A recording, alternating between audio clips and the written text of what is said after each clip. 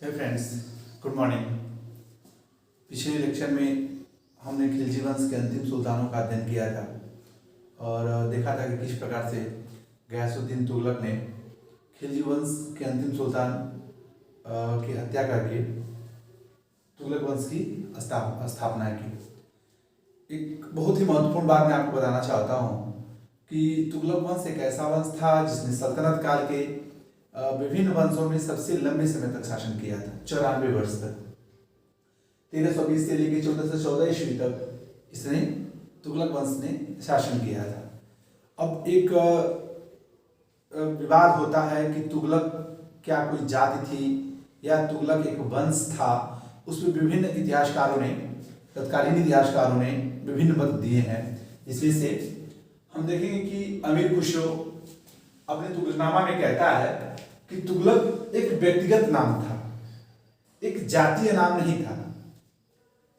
Ibn Battuta कहता है कि तुगलक का आशय यह है कि तुर्किस्तान और सिंधा के मध्य बसने वाले करोना वंश के तुगलक वंश, करोना वंश के ये लोग थे, इसलिए उन्होंने तुगलक लिखते हैं अपने आप को।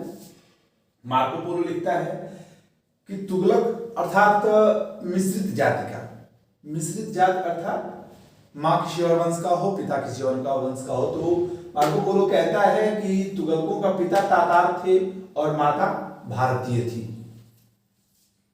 मिर्जा हैदर ने अपनी पुस्तक तारीख़ रसीदी में कहते हैं कि तुगलक चगताई मंगोल थे।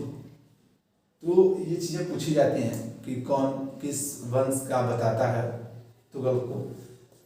हम देखेंगे कि उसके पश्चात सबसे पहला था गयासुद्दीन तुगलक, जिसने तुगलक वंश की स्थापना की। उसके बारे में पढ़ेंगे। इसके बारे में मेंस में क्वेश्चंस तो नहीं बने हैं, लेकिन प्रीलिम्स और ऑब्जेक्टिव टाइप क्वेश्चंस बने हैं जिस पर हम प्रकाश डालेंगे। चलिए शुरू करते हैं। ये पहला शासक था जिसने गाजी या काफिरों का घातक की उपाधि धारण की। इस पे गाजी शब्द पे लेके बाद में बहुत विवाद होता है। गाजी अर्थात गैर मुस्लिमों की हत्या करने वाला या उनको मारने वाला या मुस्लिमों की प्रतिष्ठा को अपने सर्वोच्च स्थान में पहुंचाने वाला, उसको गाजी कहते थे। तो सल्तनत काल में गयासुद्दीन तुगलक पहला सुल्तान था जिसने गाजी की उपाधि धारण की। खुसरो खां द्वारा दिया गया धन और अनुदान, आप लोग देखेंगे कि खिलजी वंश के अंतिम सुल्तान खुसरो खां वो अपनी सत्ता को स्थापित करके लोगों का मन जीतने के लिए, लोगों को अपने पक्ष में करने के लिए उसने बहुत सारे अनर्गल धन बांटे, बहुत सारे लोगों को धन वितरित किया। तो जब ये सुल्तान बनता है गयासुद्दीन तुगलक, तो वो कहता है कि जितने लोगों ने धन प्राप्त किया है वो सब लोग खजाने में वापस कर दें, क्योंकि वो गलत तरीके से दिया गया था।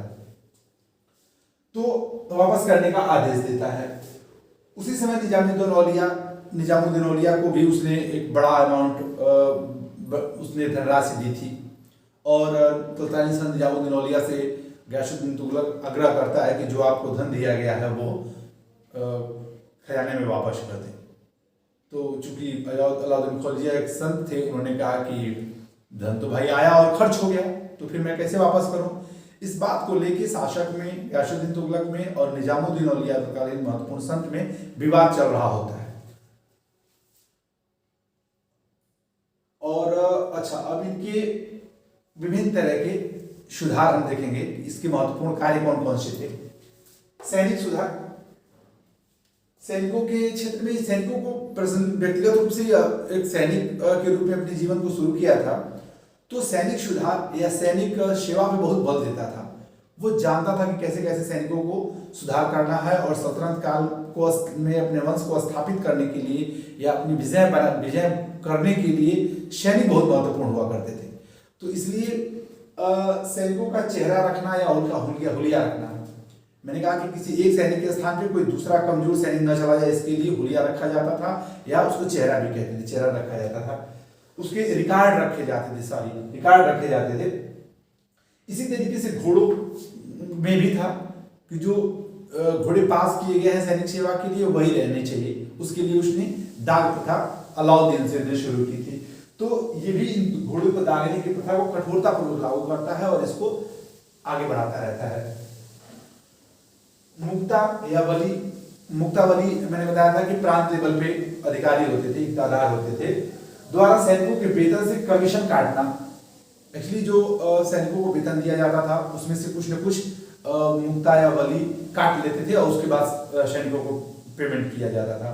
तो इसने इस प्रथा को, इस कुप्रथा को भी मतलब बंद किया और वेतन रजिस्टर की स्वयं जांच करता था, कहीं उनका पैसा काटा तो नहीं जा रहा है। ये दो महत्वपूर्ण सुधार उसने सैनिक क्षेत्र में किया। उसके बाद उसके सबसे महत्वपूर्ण आर्थिक सुधार थे। आर्थिक सुधारों में अलाउद्दीन के कठोर और उसके उत्तराधिकारियों की सौम्य नीति। मैंने कहा कि अलाउद्दीन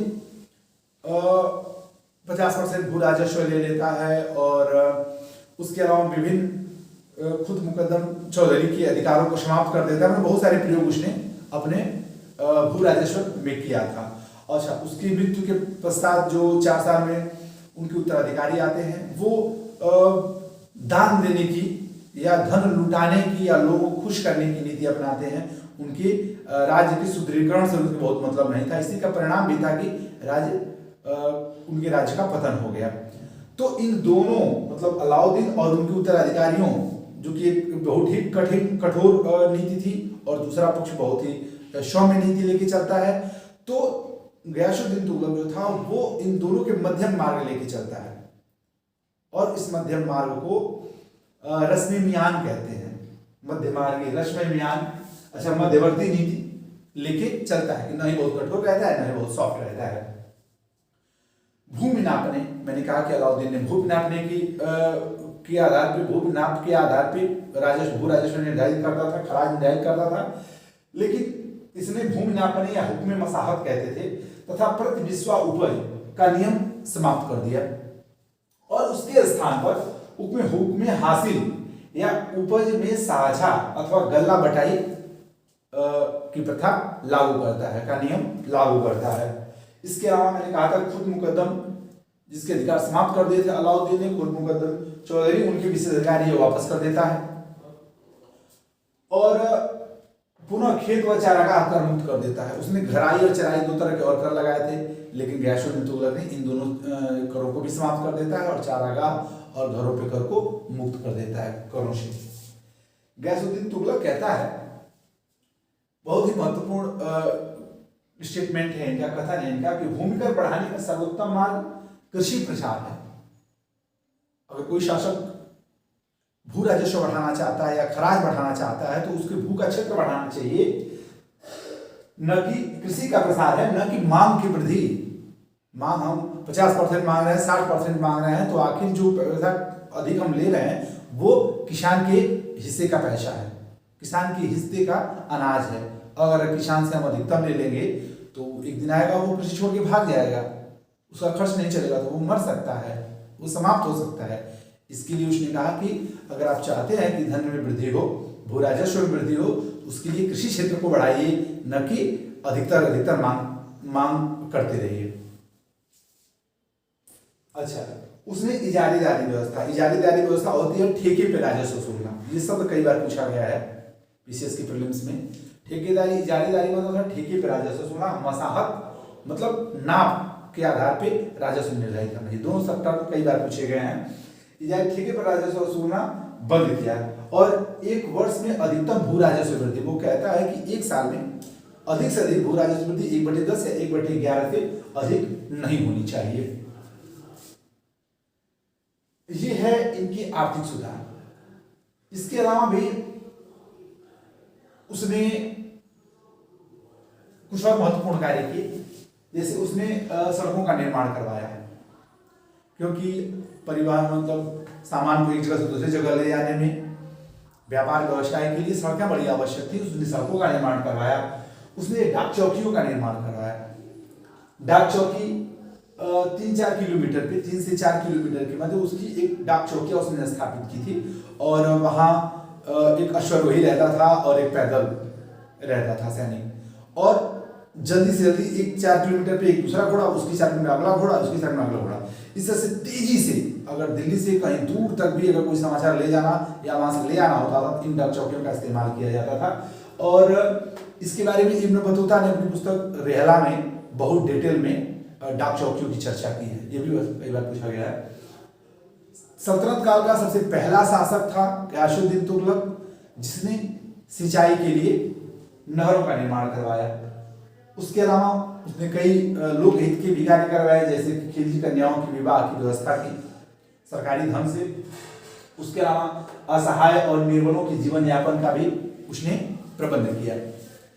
आगे हम लोग देखते हैं कि उसके समय में जो अभियान हुए, जो विजय हुई, उसमें 1323 ईस्वी में जौना खां, जो उसका पुत्र था जौना खां, जो बाद में मोहम्मद बिन तुगलक के नाम से गद्दी पे बैठता है, मोहम्मद बिन तुगलक को उसे दक्षिण भारत पर आक्रमण करने के लिए उसने भेजा। और मोहम्मद बिन तुगलक ने सबसे पहले वारंगल, जो तेलंगाना की राजधानी थी, वारंगल पे आक्रमण करता है, वहां काकतीय शासक, और मदुरई पे आक्रमण करता है, जहाँ के पांड्यों का राज्य था।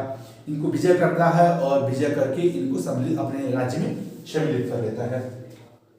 अच्छा, कहा जाता है गयासुद्दीन तुगलक ने सर्वप्रथम दक्षिण के राज्यों, गयासुद्दीन तुगलक के समय में विजय तो किया मोहम्मद बिन तुगलक ने, लेकिन वो युवराज था उस समय, युवराज के रूप में उसने किया। लेकिन ये माना जाएगा गयासुद्दीन तुगलक के समय में, तो गयासुद्दीन तुगलक के समय जो भी अभियान हुए, वो सबसे पहला वारंगल, मैंने बताया वारंगल या तेलंगाना को दक्षिण के दिल्ली सल्तनत में मिला दिया गया, और दक्षिण के राज्यों के को अपने साम्राज्य में सीधे प्रत्यक्ष नियंत्रण में लेने का पहला उदाहरण गयासुद्दीन तुगलक के समय में होता है, और वो राज्य रहता है वारंगल या तेलंगाना।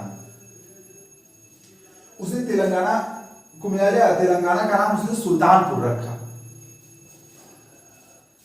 आगे देखते हैं, पहले हम लोग चर्चा कर लेते हैं कौन कौन महत्वपूर्ण शासक थे, फिर हम इसकी मृत्यु की चर्चा करेंगे।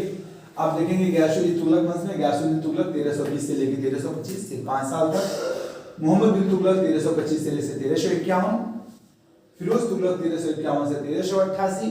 इसके पश्चात ये सारे जो शासक हुए हैं वो कुछ सालों के लिए भी रहे हैं, जैसे गयासुद्दीन तुगलक शाह द्वितीय के नाम से फिरोज तुगलक का पुत्र बैठता है, और वो 1388 से 1389, उसके बाद अबू बकर 1389 से 1390, नासिरुद्दीन मोहम्मद शाह 1390 से 1394, अलाउद्दीन सिकंदर शाह 1394 में ही आते हैं और एक ही साल में मर जाते हैं, नासिरुद्दीन महमूद 1394 से 1412। ये तुगलक वंश का अंतिम शासक था। इसके समय कई महत्वपूर्ण घटनाएं घटी, जैसे तैमूर लंका आक्रमण भारत पे होता है, और भी बहुत सारी चीजें हम लोग इनके बारे में पढ़ेंगे। तो ये क्रम था तुगलक वंश के सारे शासकों का। आगे हम देखते हैं मृत्यु। मैं एक लाइन बताया था कि आपको कि इनका गयासुद्दीन तुगलक का तत्कालीन सुल्तान निजामुद्दीन औलिया से पैसे को लेके संघर्ष चल रहा था, द्वंद्व चल रहा था।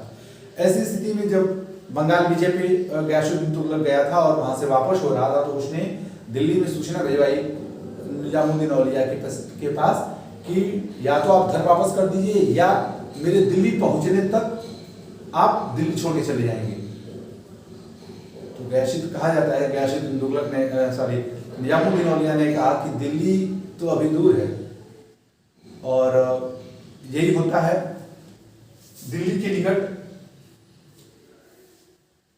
बंगाल से आई हुई हाथियों का एक प्रदर्शन हो रहा था। वहां मोहम्मद बिन तुगलक ने उनके स्वागत के लिए एक लकड़ी का भवन निर्मित करवाया था, और